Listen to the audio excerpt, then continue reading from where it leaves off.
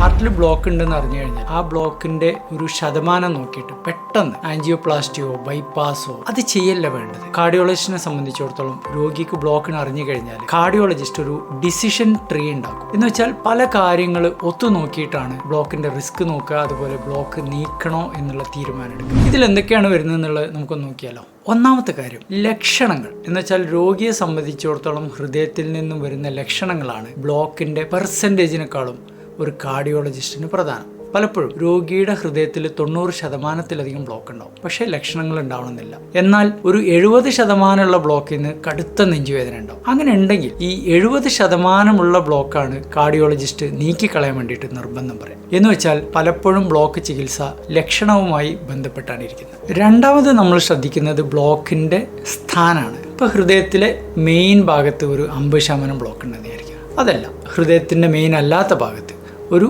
99% block ഉണ്ട്.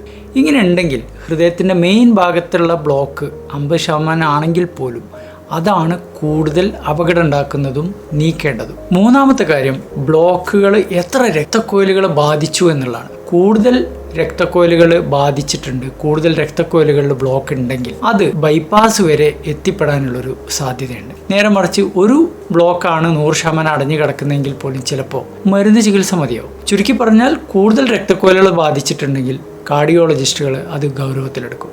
നാലാമത്തത് ഹാർട്ടിന്റെ പമ്പിങ് ശക്തി കുറഞ്ഞ ഒരു വ്യക്തിക്ക് ഹൃദയത്തിലെ ബ്ലോക്കുകൾ നീക്കുന്ന ചികിത്സ കൂടുതൽ റിസ്ക് ഉള്ളതായിരിക്കും, കൂടുതൽ ശ്രദ്ധയോടെ വേണം കൈകാര്യം ചെയ്യാൻ. നേരെ മറിച്ച് ഹാർട്ടിന്റെ പമ്പിങ്ങിന് ഒരു കേടും ഇല്ലാത്തൊരു വ്യക്തിക്ക് ഹാർട്ടിൽ ബ്ലോക്ക് ഉണ്ടെങ്കിൽ ആ ബ്ലോക്ക് നീക്കി കഴിഞ്ഞാൽ ഹൃദയം പൂർണ്ണമായിട്ടും പഴയതുപോലെ തിരിച്ചു കിട്ടാൻ സാധ്യതയുണ്ട്. അതുകൊണ്ട് തന്നെ ഒരു കാർഡിയോളജിസ്റ്റിനെ സംബന്ധിച്ചിടത്തോളം ബ്ലോക്ക് ചികിത്സയിൽ ബ്ലോക്ക് മാത്രമല്ല, ഹാർട്ടിന്റെ പമ്പിങ് ശതമാനം വളരെ വളരെ പ്രധാനപ്പെട്ട ഒരു ഘടകമാണ്. ചുരുക്കി പറഞ്ഞാൽ ബ്ലോക്കിന്റെ ചികിത്സയിൽ ബ്ലോക്കിന്റെ ശതമാനം ഒരു ഘടകം മാത്രമാണ്. അതിനേക്കാളുപരി കൂടുതലായിട്ടും നമ്മൾ ശ്രദ്ധിക്കേണ്ടത് ബ്ലോക്കിന്റെ സ്ഥാനം, ബ്ലോക്കിൽ നിന്നും വരുന്ന ലക്ഷണങ്ങൾ, ഹൃദയത്തിന്റെ പമ്പിങ്, ബ്ലോക്ക് എത്ര ഭാഗങ്ങളെ ബാധിച്ചു എന്നുള്ളതൊക്കെ ചേർത്തിട്ടാണ് ഒരു കാർഡിയോളജിസ്റ്റ് ബ്ലോക്ക് നീക്കാനുള്ളൊരു ചികിത്സ തീരുമാനം എടുക്കുക. അതുകൊണ്ട് തന്നെ ഒരു കാർഡിയോളജിസ്റ്റിനെ ബ്ലോക്കിന്റെ ചികിത്സക്കായിട്ട് കാണിക്കുമ്പോൾ ലക്ഷണങ്ങളെക്കുറിച്ച് ഡീറ്റെയിൽ ആയിട്ട് പറഞ്ഞു കൊടുക്കാൻ മറക്കരുത്. പല ആളുകളും ബ്ലോക്കിന്റെ CD അല്ലെങ്കിൽ ബ്ലോക്കിന്റെ റിപ്പോർട്ട് മാത്രമായിട്ട് വന്നിട്ട് ഒരു ഒപ്പീനിയൻ എടുക്കും. ഒരു കാർഡിയോളജിസ്റ്റിന് CD മാത്രം വെച്ചിട്ട് ഒരിക്കലും ഒരു ഒപ്പീനിയൻ പറയാൻ പാടില്ല.